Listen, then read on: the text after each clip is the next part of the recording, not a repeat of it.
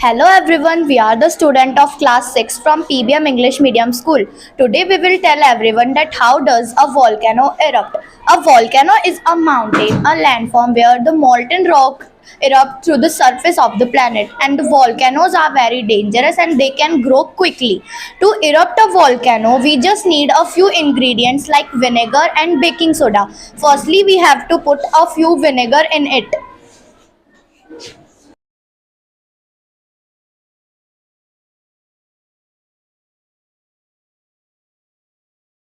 And after putting the vinegar, we have to put a few baking soda in it.